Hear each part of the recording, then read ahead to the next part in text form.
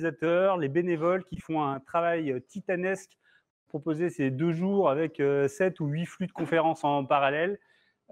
Chapeau bas, parce que je pense que c'est colossal en termes d'organisation sur les semaines et les mois qui précèdent. Donc, un grand merci à tous. Et puis, un grand merci à vous qui êtes là, évidemment.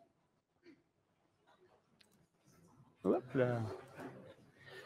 Alors, sur ce quiz, il n'est pas encore démarré, ne vous inquiétez pas. Ce quiz, il se veut un peu décalé, un peu barré, un peu fun, et il va taper sur plein de trucs de l'agilité.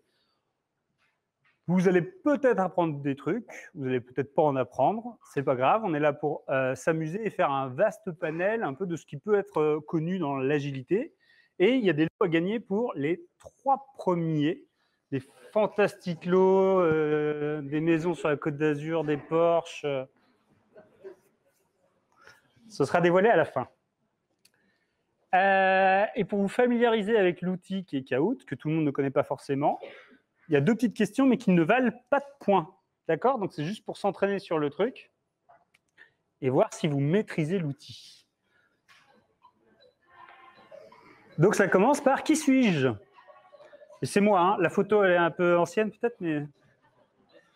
Est-ce que je suis Bruno Quincampoix? Est-ce que je suis Foucault Duplex? On s'en fout. Ou est-ce que je suis Marcel Patulacci?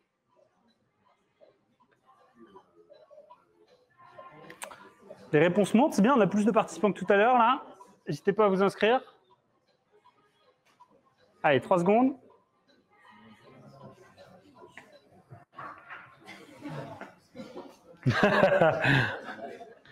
Alors, j'aurais bien aimé être Marcel Patulacci, brigadier chef et gardien de la paix avant tout.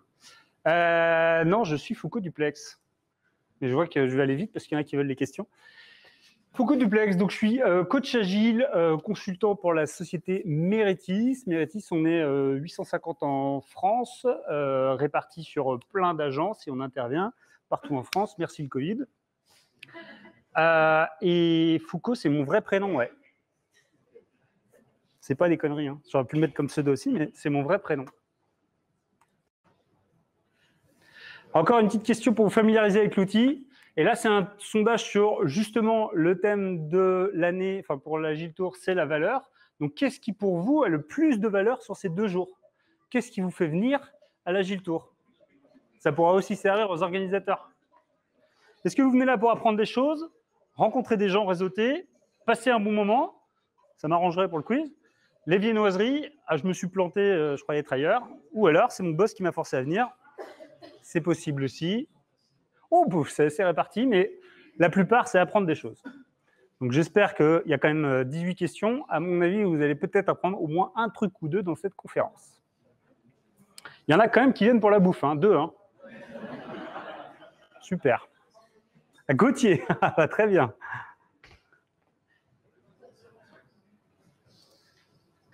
Alors, dernier slide avant que ça commence réellement.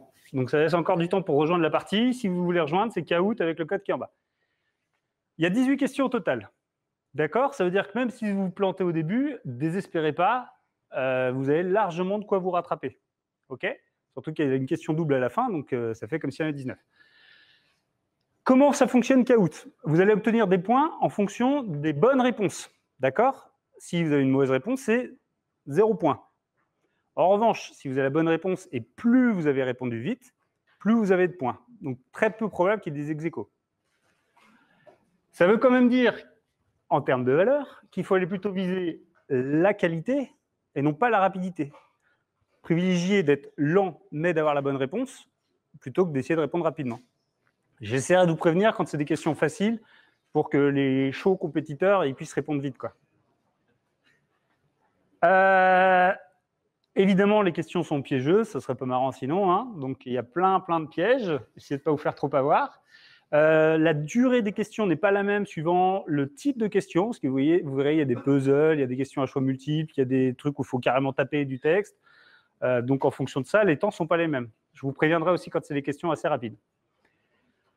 Évidemment, vous êtes nombreux là dans l'amphi, et donc toute réclamation, contestation, ah, ça n'a pas marché, j'ai pas cliqué assez vite, mon téléphone il déconne, je sais pas quoi, eh ben, ce sera complètement ignoré. Et même dans le malheureux hasard où je me serais loupé sur une de mes réponses, bah, ce serait comme ça. On ne va pas refaire le jeu, ce n'est pas sous contrôle de l'huissier, et c'est plutôt pour se marrer. Et il n'y a pas de triche, personne n'a eu les questions avant, hein. Je l'ai fait tout seul comme un grand, à part ma famille au premier rang, là. Coucou. Pas vrai.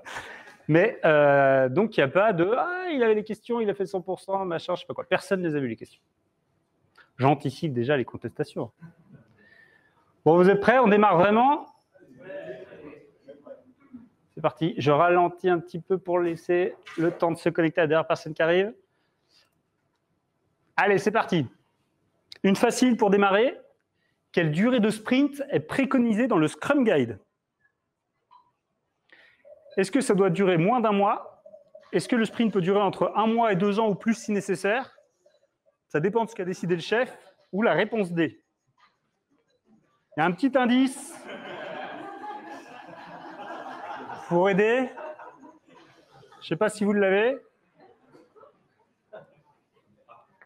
Alors, donc 53 personnes ont bien répondu et il y en a 4 qui se sont gourés.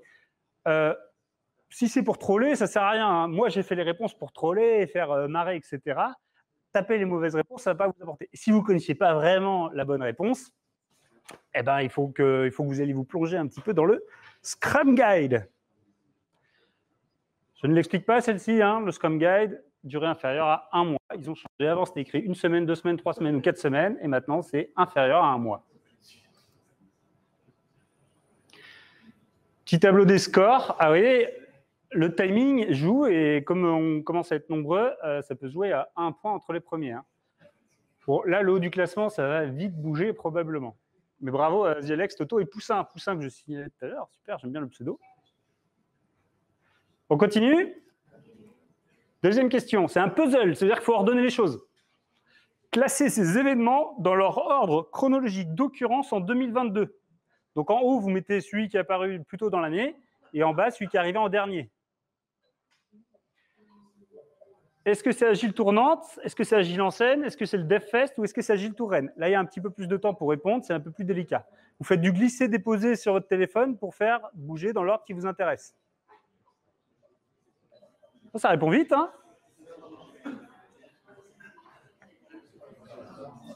Ça discute, ça discute. Petit indice, Agile Tournante, c'est aujourd'hui, hein. Bon, je repréviens au cas où. Encore 15 secondes. Tout le monde a répondu? Bah, si tout le monde a répondu, ça passe, ça finit la question. Donc là, c'est sûrement qu'il y en a qui s'étaient connectés et qui n'avaient pas encore répondu. Vous pouvez rejoindre en cours, hein. Venez, n'hésitez pas, hein. Vous n'avez que 2 questions de retard, donc ce n'est pas encore trop tard. Vous allez sur Kahoot et vous tapez le code, là, 715 54 20, et vous pourrez participer. Vous allez juste choisir un petit pseudo. Alors, le bon ordre, c'est celui-ci. OK, on va le revoir. Il y en a 16 qui ont bien répondu, pas mal, pas mal. Je pensais qu'il y aurait plus de dégâts que ça. Et 41 qui ont mal répondu. Je refais un petit tour sur les scores et je vous explique après. Toto, GG, SebG. Donc déjà, le classement a changé, OK. Ça a beaucoup bougé, hein. On ne le regardera pas à chaque fois, le classement. Je vous ai mis un petit calendrier quand même pour qu'on voit les événements. Agile en scène, c'était en septembre. Je n'ai pas été salaud, je n'ai pas choisi des événements qui avaient lieu le même mois en plus, hein. Donc Agile en scène en septembre. Le DevFest, où il y avait pas mal de conférences sur l'agilité, le DevOps, etc. Donc c'est pertinent, et puis c'est à Nantes. C'est un bel événement qui a de plus en plus de succès. Bravo à eux. En octobre, l'Agile Tournante, c'est maintenant. Et l'Agile Touraine de nos copains qui aura lieu dans 1 mois. Et si vous les déplacez, eh ben c'est trop tard, il n'y en a plus. Question suivante. Dans les 17 personnes qui ont contribué à l'écriture du manifeste Agile en 2001, combien y avait-il de femmes? Est-ce que c'est 0? Est-ce que c'est 1? Est-ce que c'est 5? Ou est-ce que c'était que des femmes?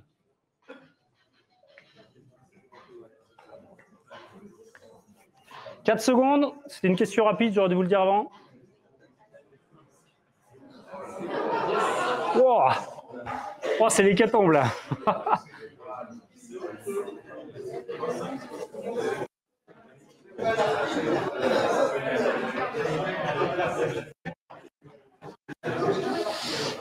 Eh oui, la bonne réponse, c'était 0, vous l'aurez compris. Je zappe les scores. Alors, c'est une question spéciale pour Sandrine Rousseau, hein, c'était un petit clin d'œil, je pense que c'est d'actualité. Une belle brochette de testostérone pour écrire le manifeste agile. En 2001, ils se sont tous enfermés dans un magnifique chalet, et en 4 jours, je crois, 2 ou 4 jours, et ils sont ressortis avec le manifeste agile. Pas une femme. C'est un peu tristoun. Question suivante. Encore un quiz, réponse multiple, donc il faut peut-être en choisir plusieurs. Quelle valeur agile existe, peut-être au pluriel, vraiment dans le manifeste agile? Donc là, vous cochez plusieurs réponses, ou pas, au moins une.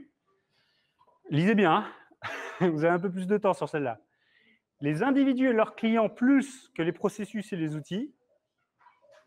Des logiciels opérationnels plus qu'une documentation exhaustive. La négociation contractuelle plus que le suivi d'un processus. Réfléchir, c'est désobéir. L'adaptation au changement plus que le suivi d'un plan. Ou un tien vaut mieux que 2, tu l'auras. Vous n'avez que 3-4 questions de retard, vous pouvez encore vous connecter sur le Kahoot avec le code qui est là. Ah, fantastique.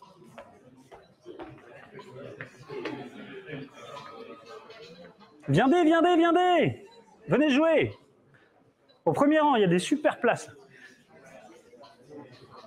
Il reste 4 secondes.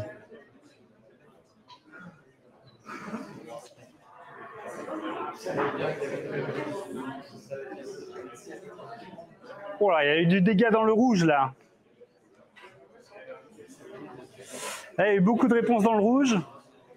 Oui, vous pouvez vous connecter, je vous attends un peu pour la prochaine. Vous allez sur Kahoot avec le code. Tant pis, vous avez quelques questions de retard, mais rien n'est perdu. Ils ne sont pas très bons, hein, globalement, donc... Alors, les bonnes réponses, c'était la 2e et la 5e. Ça gueule, ça conteste. Petit point sur les scores. Bravo à GG, moi, etc. Alors, je vous explique. Je vous ai remis le manifeste agile, hein, tel qu'il est sur le magnifique site du manifeste agile. L'UI designer, il a fait un gros boulot de mise en forme. Hein. Je vous ai repris les 4 valeurs fondatrices. Et en fait, je les ai mixées, certains. La rouge, c'est un mix de 2, donc ça n'est pas un vrai principe qui existe, ce n'est pas une vraie valeur qui existe. C'est évidemment un traquenard. Et la orange aussi. Et puis les 2 dernières, vous l'aurez compris, la verte et la violette, c'était des conneries. Enfin, c'est qu'à moitié une connerie. Hein. Réfléchir, c'est désobéir. Je l'ai vraiment entendu chez un client d'un manager qui parlait à son équipe. Hein. Donc, ouais, il est bon celui-là. Je crois qu'il était anciennement militaire. Ouais. On passe à la suivante. Je crois que c'est une rapide, la suivante. Comment s'appelle le framework, ou plutôt la pattern library, inventé par Jürgen Appelo en janvier 2022? Et je suis sympa, je vous ai mis l'image de sa pattern library. Est-ce que c'est Spotisafe? Est-ce que c'est Unbound? Est-ce que c'est Relax? Ou est-ce que c'est Unfix? Peut-être pas que je me mette trop là. Oh, ça va, je suis pas trop grand, je passe sous l'écran, mais... 5 secondes.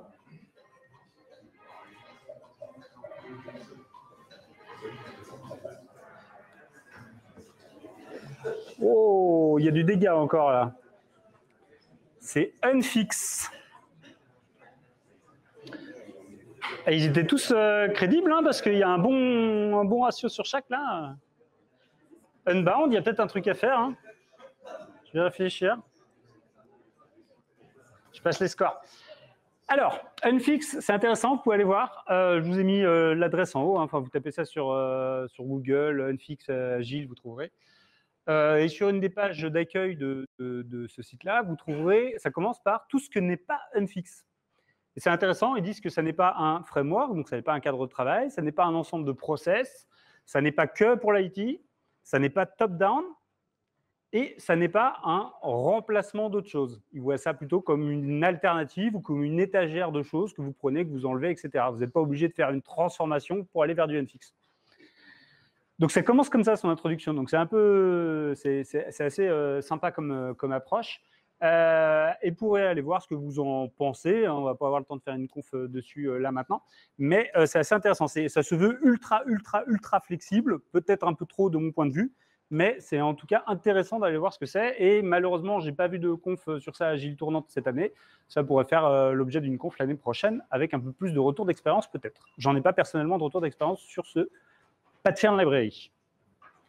On passe à la suivante. Elle est un peu plus dure, celle-là. Ah non, celle-là, elle est rapide. Yes. Est-ce que c'est Jeff Sutherland? Est-ce que c'est Ed Sheeran? Est-ce que c'est Dean Leffingwell? Ou est-ce que c'est Ken Schwaber? Ah bah, c'est de la culture, hein. Oh la vache. Ah, le piège. Ah, ça a bien marché, hein. Alors, Ed Sheeran, quand même, voulez-vous dénoncer les deux qui ont voté Ed Sheeran, là, pour...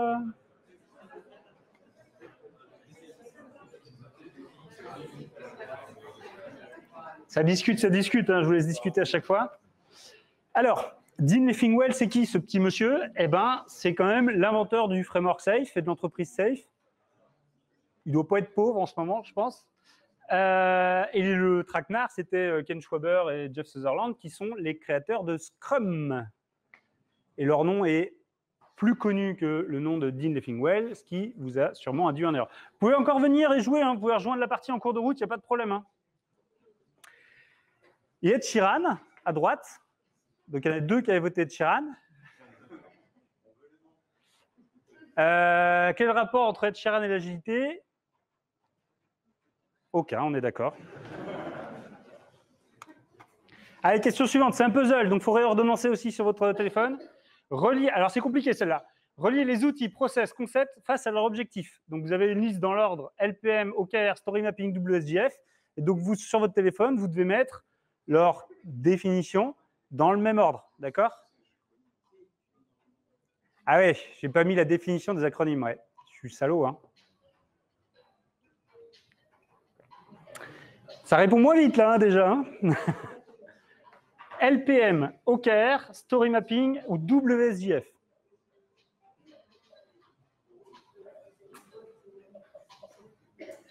Il reste 20 secondes. Bah, au pire, mettez un truc au hasard, hein, ça ne vous enlève pas de points. Hein. Oh là là, on a normalement une soixantaine de joueurs, il reste 10 secondes. Hein. Répondez, au pire, envoyez au hasard. Hein.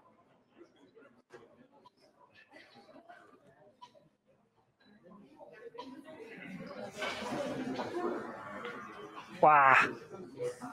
Quand même, 21, je pensais qu'il y aurait moins de monde que ça. Hein. Pas mal.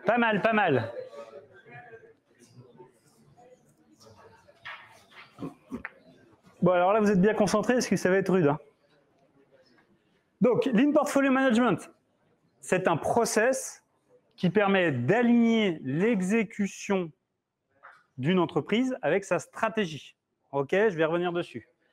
Les OKR, un Objective and Key Result. Pardon, LPM, c'est Lean Portfolio Management, excusez-moi. Un OKR, Objective and Key Result, ça permet de définir un objectif clair, ambitieux, motivant, sur lequel tout le monde va s'aligner pour y contribuer. Et il doit absolument être mesurable à travers les KR, les Key Results. OK?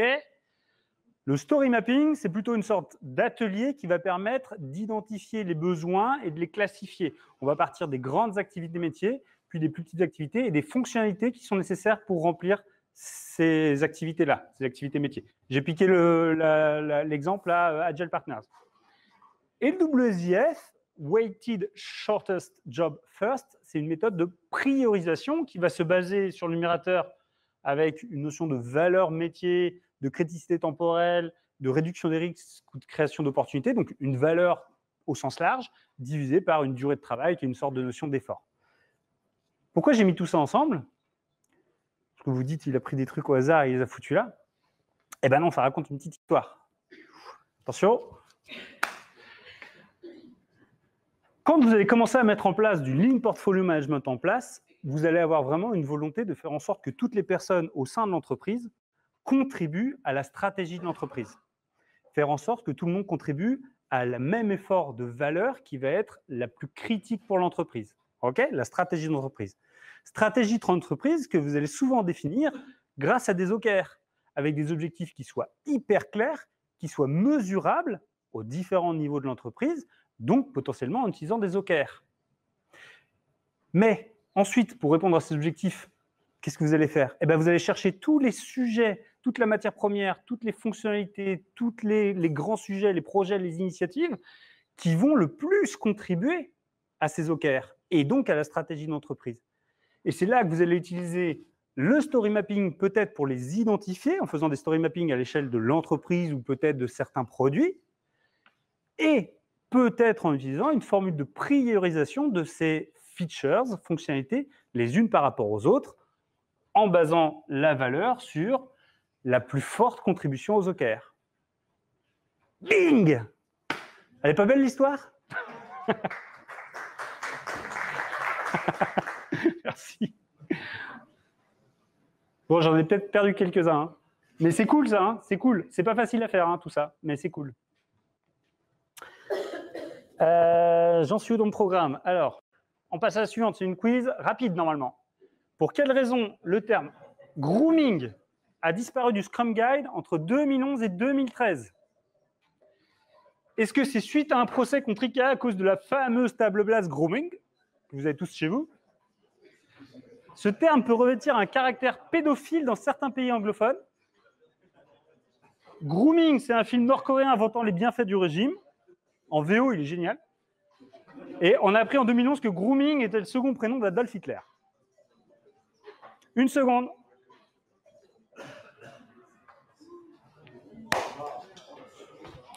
C'est bien, c'est super bien. C'est top ça. Donc là, beaucoup de bonnes réponses. Donc du coup, ça veut dire qu'il y en a plein qui sont déjà au courant ou qui l'ont fait un peu par défaut. Mais c'est top. Pourquoi je vous pose cette question-là? Elle est un petit peu moins fun, hein, vous l'aurez compris.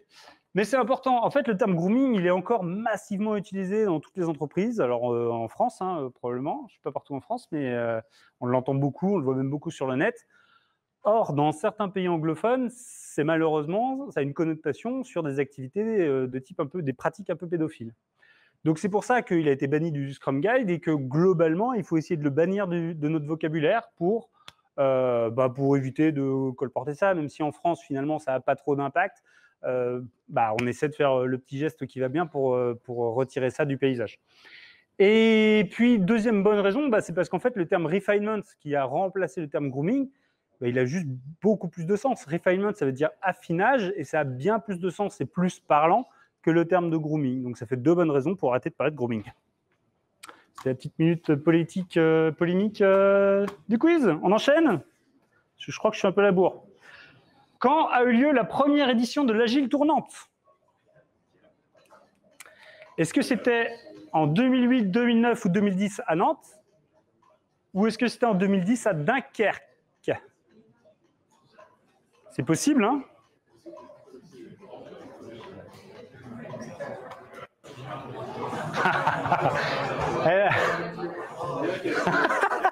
Oh, ça gueule, hein? Vous n'êtes pas content, hein? Oh, ça a fait des dégâts, là. Sur les scores, ça doit jouer aussi. Oui, la bonne réponse, c'était 2009 à Nantes. Il y a quand même un qui a répondu à Dunkerque. Je pense que c'était pour troller. Et pour éviter les contestations, je suis allé chercher dans les archives et j'ai trouvé ce petit article. Vous voyez que le logo n'a pas beaucoup changé et c'était bien la première édition en 2009. Et on est la 14e édition aujourd'hui. Donc là, un tiers de bonne réponse, hein, ça a fait des dégâts encore. On est officiellement à la moitié du quiz et je suis à la moitié du temps. On est pas mal, on est pas mal. On est en cours de sprint. Lequel de ces boards vous paraît être le meilleur? Vous pouvez zoomer sur vos téléphones, hein. Est-ce que c'est le premier, le deuxième, le troisième ou le quatrième?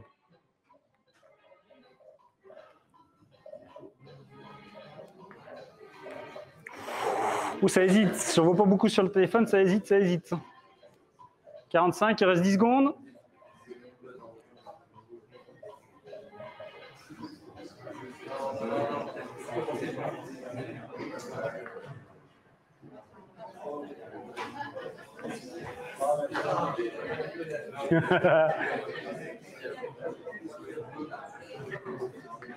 Alors, je vous laisse un peu le temps de discuter à chaque fois. Je vois que ça débat, ça débat.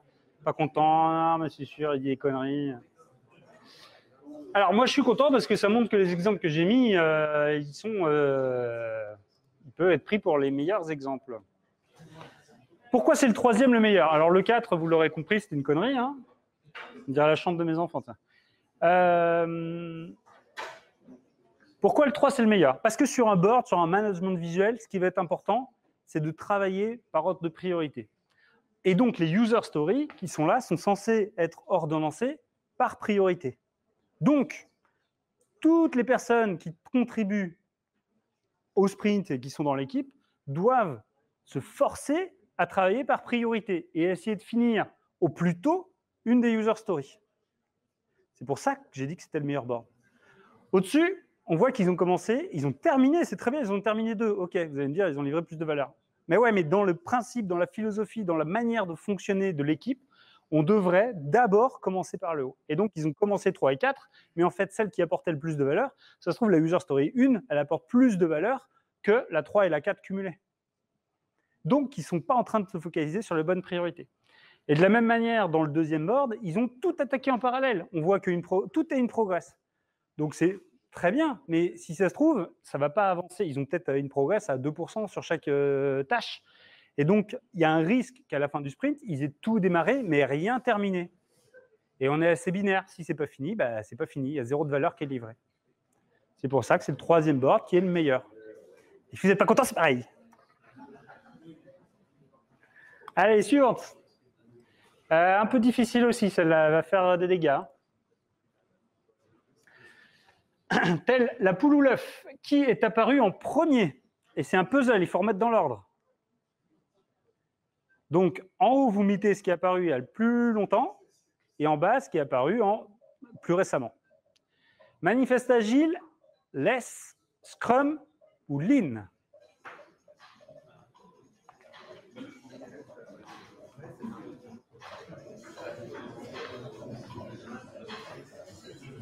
Allez, 50 réponses déjà.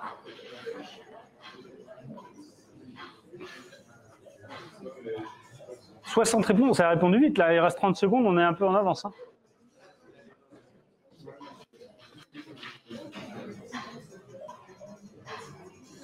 Ça discute, ça discute. Ça discute entre quoi et quoi?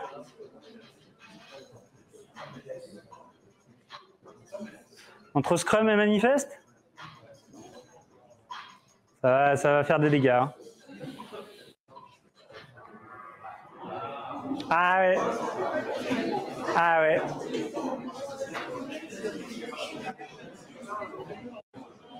« 14 qu'on bien trouvé sur 68.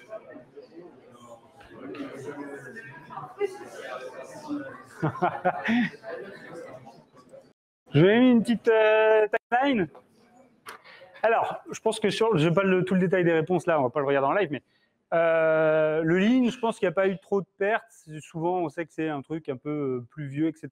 En fait, le terme lean, il est apparu pour la première fois dans un bouquin de James Womack qui s'appelle The Machine That Changed the World, seulement en 90. Donc, on pourrait penser que c'est encore plus vieux que ça, mais ce n'est pas le cas. La première fois où on voit apparaître le terme, sauf si je me suis loupé dans mes recherches, mais c'est 90. Et évidemment, c'est là que ça a dû être l'hécatombe entre le Scrum Guide et le Manifeste Agile. Ça paraît étonnant, mais la première version du Scrum Guide elle date de 96, donc par Jeff Sutherland et Ken Schwaber, qu'on a vu tout à l'heure. Et le Manifeste Agile, c'est que 2001. Et je vous l'avais dit 8 questions plus tôt. Et donc, il y a 5 ans d'écart, le Manifeste Agile est sorti après le Scrum Guide, ce qui explique le nom de réponse catastrophique. Et le LESS, c'est le framework d'agilité qui s'appelle Large Scale Scrum, qui est sorti peu de temps finalement après le Manifeste Agile en 2005. J'ai pas mis le Safe, mais le Safe est sorti en 2011 sur sa première version. Donc, le Large Scale Scrum. Vous êtes dégoûté? C'est frustrant, hein? Allez, on enchaîne. La plus fun, celle-là, je ne sais pas si vous connaissez ce truc-là. C'est quoi la métaphore des gros cailloux? Ça parle à certains? Est-ce que c'est un format de rétrospective? Oula, attention, je ne clique pas sur passer. Est-ce que c'est un format de rétrospective, un principe de priorisation, une technique de découpage ou un icebreaker qui consiste à se balancer des cailloux dans la gueule?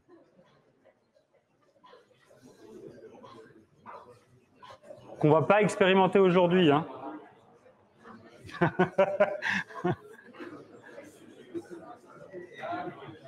Ah! Je vois que ça hoche la tête. Je suis d'accord que ça peut gueuler sur celle-là. Et, hein, c'est moi la loi. Alors, je comprends que ça ait fait des dégâts et que vous ne soyez pas content, mais je vais vous expliquer pourquoi. Donc, les gros cailloux de la vie. J'ai piqué l'image d'un site qui s'appelle Super Trainers. L'image était sympa. Ce truc-là, c'est une sorte de légende urbaine. Je ne sais pas si ça s'est vraiment passé comme ça, mais c'est un professeur qui est arrivé un jour dans un amphi, hein, comme celui-ci, avec un bocal vide, et il a commencé à le remplir avec 7 galets, 7-8 galets, jusqu'à ce que ce soit ras-bord. Il a demandé à ses élèves, est-ce que le bocal est rempli? Évidemment, ils ont tous dit, oui, unanimement, le bocal est rempli. Il a alors sorti sous son bureau un sac de gravier qu'il a versé, et les graviers se sont glissés dans les interstices entre les galets et ont comblé le vide, jusqu'à ras-bord. Il a redemandé aux élèves, est-ce que le bocal est plein? Et les élèves, un peu moins unanimes, ont quand même fini par dire, oui. Le professeur, dessous son bureau, ça doit être un ancien maçon, il sort un sac de sable et il le met, et évidemment, ça comble encore, ça descend un peu plus entre les graviers, jusqu'à ras-bord. Il redemande une nouvelle fois à ses élèves, est-ce que le bocal est plein? Et évidemment, à ce moment-là, tout le monde a compris le truc, et il dit, non.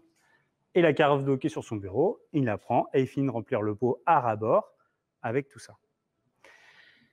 Quel est l'esprit derrière cette idée-là? C'est vraiment un esprit de priorisation.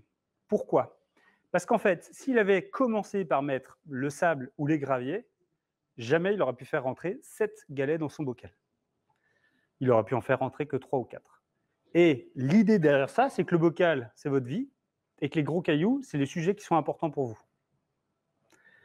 Des sujets perso, ça peut être la famille, les amis, votre passion, votre chien, votre travail. C'est à vous de décider quels sont vos gros cailloux. C'est pour ça que ce n'est pas une technique de découpage, c'est une technique de choix de vos gros sujets à vous, que vous voulez faire rentrer d'abord dans votre bocal et pour lequel vous allez devoir réserver ce temps-là. Et les petits cailloux, les graviers, les choses plus anecdotiques de votre vie ou de votre vie professionnelle doivent passer dans un second temps. Pas mal l'histoire. Il y en a qui connaissaient? Ouais, c'est pas... J'ai pas sorti ça d'un obscur grimoire de magie, hein.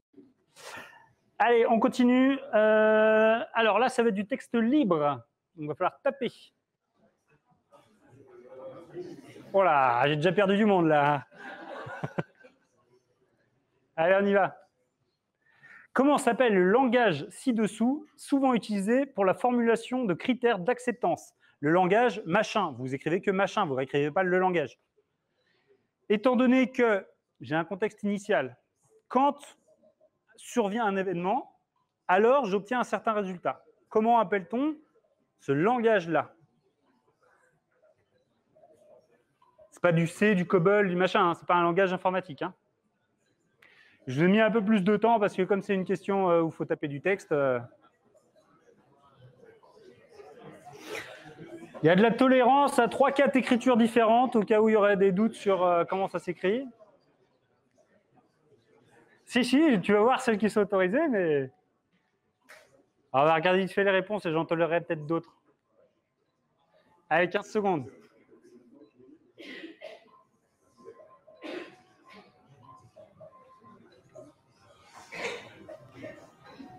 « 5 secondes. Tout le monde n'a pas répondu. Hein. Tapez un truc au hasard. Bon, là, c'est plus dur d'avoir la bonne réponse en tapant au hasard quand même. Hein. Oh, oh, oh. Bon, alors, j'ai pas eu le temps de tout lire. Hein. Ah, 16 quand même.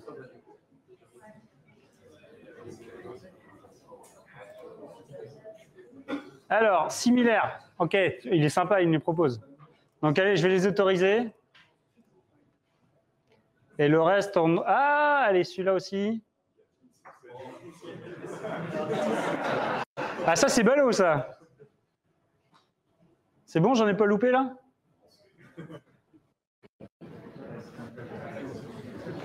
Dans ma boîte, vous avez répondu quoi? Que j'accepte le... Non.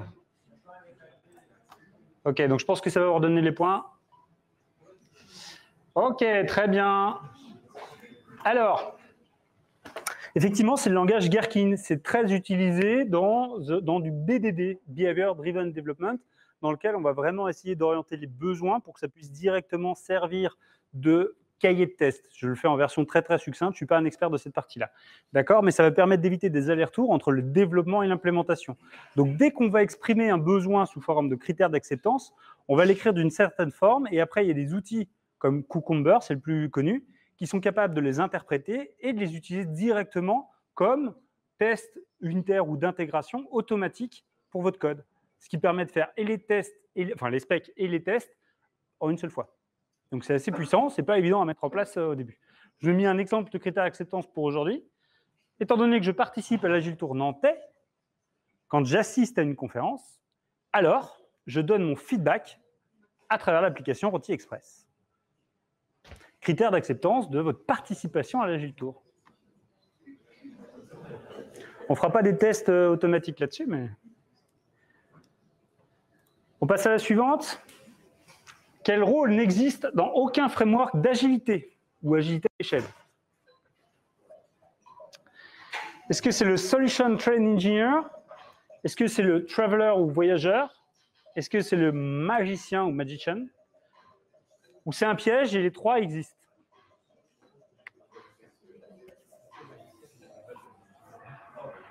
Waouh! Ah, les traquenards encore. Allez, ça gueule, ça gueule.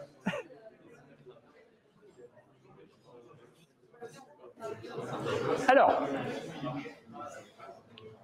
petite explication de texte. Le Solution Train Engineer, bon, je pense que ça, vous connaissez ou vous avez déjà entendu parler, enfin peut-être pas, parce que le niveau solution n'est pas évident. C'est dans le framework SAFe, d'agilité à l'échelle, Scale Agile Framework. En fait, quand on a besoin de synchroniser plusieurs équipes ou qu'on travaille sur un produit qui est un peu conséquent, on va avoir plusieurs équipes qui travaillent au sein d'un train. D'accord? C'est une unité de travail plus grosse. Et quand on travaille sur un méga produit ou une chaîne de valeur, une chaîne de produits, on va avoir plusieurs trains qui vont avoir besoin de se synchroniser. Et dans ce cas-là, on va créer un niveau solution. Ça commence à être costaud, hein, c'est des centaines de personnes qui nécessitent de travailler sur le même produit. Ça peut arriver. Et donc, dans ce cas-là, on a un petit rôle qui s'appelle le STE, Solution Train Engineer, et qui va aider à faciliter, un petit peu coordonner, gérer les risques, les obstacles, etc. de ce niveau solution. Le voyageur ou traveler, ça existe dans le framework LESS, donc Large Scale Scrum. Et en fait, ce rôle-là, il va consister à... C'est plutôt un rôle d'expertise technique qui va naviguer d'un sprint à l'autre dans une équipe différente. Ce qui va lui permettre d'apporter son expertise sur les pratiques, le fonctionnement, et d'avoir une cohérence dans le système d'information et dans la manière d'implémenter un peu de toutes les équipes dans lesquelles il voyage. Et donc, c'est une pratique qui est plutôt sympa, que vous le faisiez à travers un framework LESS ou autre chose. Ça peut être sympa à expérimenter et à tester. Et le magicien, alors j'ai quand même pas mal cherché, hein, je voulais être sûr de ne pas être pris à mon propre piège, mais je n'ai pas trouvé de framework agile qui a le rôle magicien. Mais je pense que ce serait bien d'en créer un, parce qu'il y a beaucoup d'endroits où on pense que l'agilité, ça marche avec une baguette magique et qu'on va d'un seul coup pouvoir faire des miracles, faire disparaître les incidents de production, des choses comme ça. Donc, et diminuer et accélérer la productivité de tout le monde de manière fantastique et tout le monde sera heureux. Ça ne fonctionne pas comme ça. Donc, malheureusement, le rôle de magicien n'existe pas encore, ce qui éliminait la quatrième réponse où tous les rôles existaient. Il y a peut-être un truc à créer quand même. Hein. Sur mon futur framework Unbound, là, qu'on a vu tout à l'heure, vous avez bien aimé le nom. Allez, question suivante. Alors, laquelle de ces phrases est vraiment tirée d'un film? Ah, t'as répondu trop vite là, non? Alors, vers l'agilité et au-delà. L'agilité, c'est comme une boîte de chocolat, on ne sait jamais sur quoi on va tomber. J'adore respirer l'odeur du napalm au daily meeting. C'est une bonne situation, c'est architecte. Je respecte ton avis, tu vois, mais c'est pas le mien, donc c'est pas le bon. Ou Luc, je suis ton père programmeur.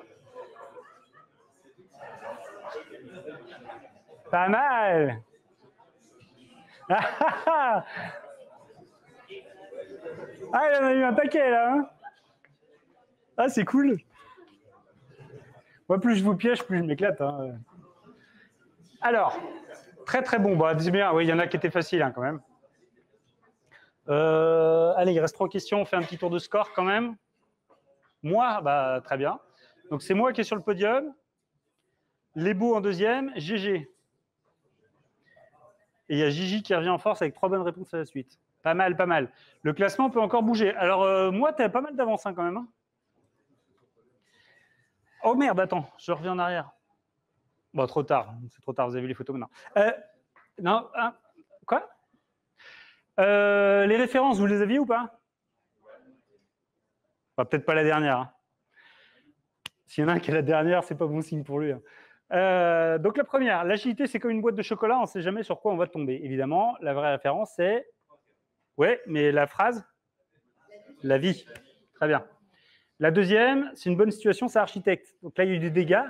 C'est Scribe. Ouais, exactement. C'est dans Astérix et Obélix, Mission Cléopâtre. Luc, je suis ton père programmeur. Bon, là, vous l'aviez tous, c'est Star Wars. C'est lequel, Star Wars? L'Empire contre-attaque, le 5. Très bien. Si, c'est ça. Hein?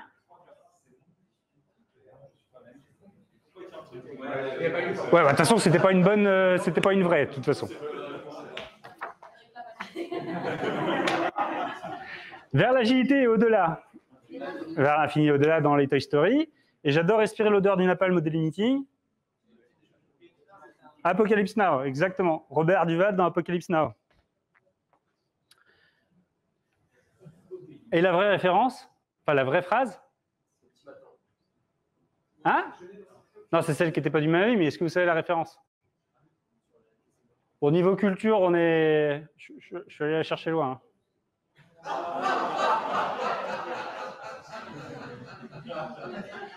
On est au top, quoi. Du coup, elle est plus compréhensive maintenant. Donc, je respecte ton avis, tu vois, mais en même temps, c'est pas le mien. Donc, c'est pas le bon. Alors, pourquoi j'ai mis celle-là? Bah, déjà, parce que ça me faisait marrer de prendre une référence vraiment très, très con. Et ensuite, parce que c'est un super anti-pattern agile. C'est exactement ce qu'on cherche à éviter et à lutter. Au contraire, on est dans une optique d'ouverture, de bienveillance. Là, la bienveillance... Et donc, voilà, je trouve ça cool de l'afficher là en se disant, bon, pas tellement dans le principe de fonctionnement de tout ce qu'on essaie de faire, notamment à travers les Agile Tours. Allez, il reste 3 questions, et en timing, je ne suis pas trop mal. À quel animal peut-on comparer les décideurs tout-puissants? Alors, vous allez me regarder avec les yeux écarquillés. Qu'est-ce qu'il raconte? Est-ce que c'est aigle, hippo, dauphin, pangolin, hirondelle ou girafe?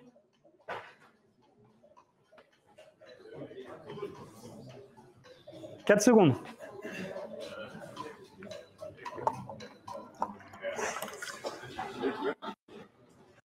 Oh! Oh la vache! Ah, il y a des dégâts aussi là. Vous demandez pourquoi j'ai mis ça. Hein.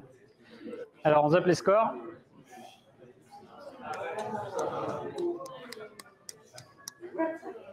Mais what?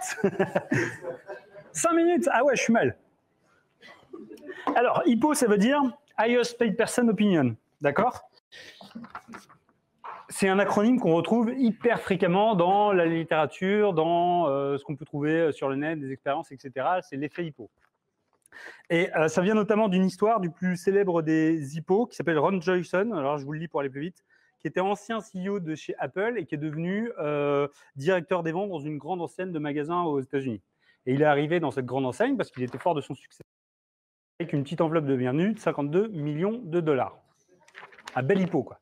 Et comme il avait cette espèce d'aura, il a eu une espèce d'attitude très négative envers les équipes, un dédain explicite, et il s'est beaucoup appuyé sur ses ressentis personnels, sur son instinct pour prendre des décisions. Décisions qui ont conduit à faire perdre à l'entreprise 1 milliard de dollars et faire chuter de 50% sa cotation boursière. C'est l'hippo le plus dévastateur de tous les temps. C'est hyper embêtant dans vos entreprises quand vous avez des hippos, parce qu'en plus, pour vous en débarrasser, c'est extrêmement difficile. Donc, c'était pas mal de connaître ce terme-là. Si vous l'entendez maintenant, vous saurez ce que c'est. J'avance. 2 questions. Qu'appelle-t-on Chaos Monkey? Est-ce que c'est un animal totem chez Google? Est-ce que c'est un logiciel de test chez Netflix? Est-ce que c'est le framework Agile Maison chez Amazon? Ou c'est le surnom de Mark Zuckerberg chez Facebook?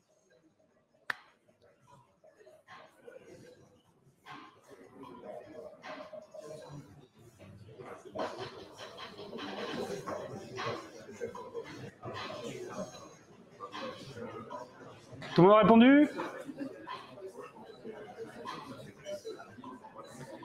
Je vais devoir accélérer un petit peu, hein, donc on va regarder vite. Il y a encore du dégât là. Alors, le principe, c'est Netflix qui a inventé ça, c'est un logiciel de test chez Netflix, et en 2011, ils ont créé ça, le Chaos Monkey, qu'ils ont vachement fait évoluer depuis, mais le terme est resté. Et ils sont partis du principe de comment mieux tester la résilience d'un système de production qu'en production. Et donc, ils ont codé un logiciel qui est accessible librement, hein, sur Wikipédia, je vous ai mis le lien, et qui agit comme un singe fou dans une salle réseau. C'est-à-dire qu'il est là et il débranche du câble réseau au hasard. C'est chaud, hein, ça fait tomber des serveurs en prod, en live, en direct, de manière complètement aléatoire et complètement folle. Crazy Monkey. C'est génial et ça force, by design, à ce que les développeurs, les architectes, etc., conçoivent des logiciels qui soient hyper robustes parce qu'en fait, à tout moment, il peut y avoir une panne. Il y a eu une tentative, et ce n'est pas une blague, vous pourrez croire que c'est une blague, il y a eu une tentative d'utilisation de ce principe-là chez Oui SNCF et il continue.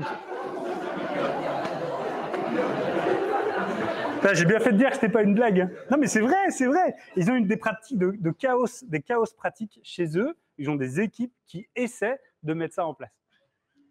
Je ne sais pas à quel point c'est un succès, je n'ai pas été voir en direct. Mais... Allez, dernière question. Attention à vos doubles, celle-là. Et elle est difficile. Réponse multiple. En regardant ce burn down chart, quelles affirmations sont vraies? Alors, regardez bien, zoomez chez vous, enfin, sur votre téléphone. Cette équipe travaille avec des sprints de 2 semaines. Cette équipe a fait plus que ce qui avait été planifié. On est le dernier jour du sprint ou après. Le product owner de cette équipe est fan des Beatles. Cette équipe comporte 7 personnes ou cette équipe a fait moins que ce qui avait été planifié.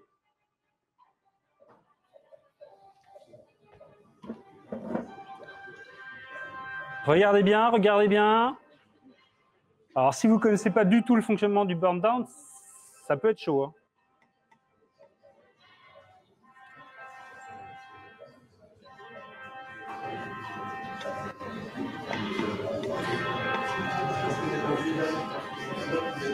Wow, que 30 réponses là, ça galère, ça galère.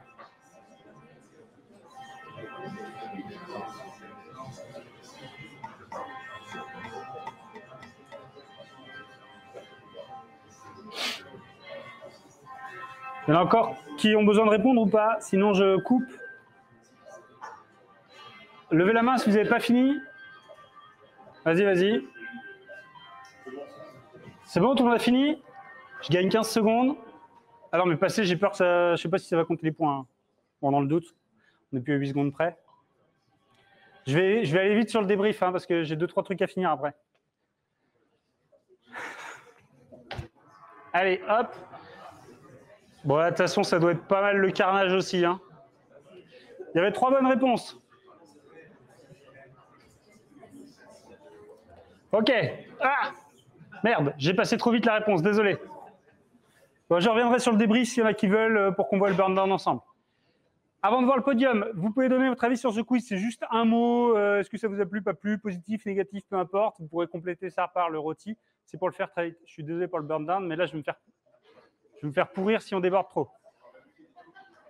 Donc ceux qui ne sont pas sur le podium, ils se barrent déjà, on le voit.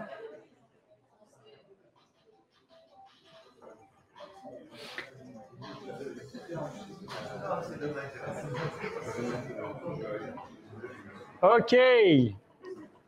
Ça réveille. Traître, mais cool, très chouette. Animation tip-top, cool, fun, top, amusant. Génial, merci beaucoup. Encore un tout petit slide avant de voir le podium, comme ça je vous garde en haleine jusqu'au bout. Alors déjà, un grand merci à tous d'avoir participé, d'avoir joué à fond dans la bonne humeur, la détente, etc. Je pense que ça vous met en jambe pour l'après-midi. Merci encore aux partenaires, aux organisateurs, c'est hyper important. Le petit rôti express à la fin. Et le petit twist de fin, c'est qu'en fait, j'avais collé 2 affiches dans l'IUT et qui contenaient quasi toutes les réponses du quiz. On se regarde le podium. 3e, Tom, je vous invite à venir sur scène. 2e, les beaux. Et 1er, attention, gardez vos meilleurs applaudissements là. Moi. Bon, merci. Tom, il me faut les beaux et il me faut moi. Les beaux, il est à distance. Ah, bah ça va être pratique ça. Bah tant pis pour les beaux. Non, bah ok, il faudra qu'on se débrouille après les beaux. Bah bravo les beaux. Hein. Alors, tiens, Tom, c'est les mêmes cadeaux, 1er, 2e, 3e, hein, donc il n'y a pas de jaloux. C'est les mêmes cadeaux, 1er, 2e, 3e. Et il y a une Porsche qui vous attend sur le parking. Non, c'est pas vrai. Vous pouvez faire l'unboxing. Bah, je fais l'unboxing. Pour que vous le sachiez quand même, il y a une petite enceinte connectée JBL. Hein. Un multiconnecteur. Un petit chargeur. Un petit klaxon.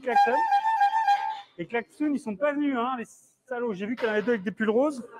Oui, mais ils ne sont pas dans la salle. Un jeu de cartes, de goodies.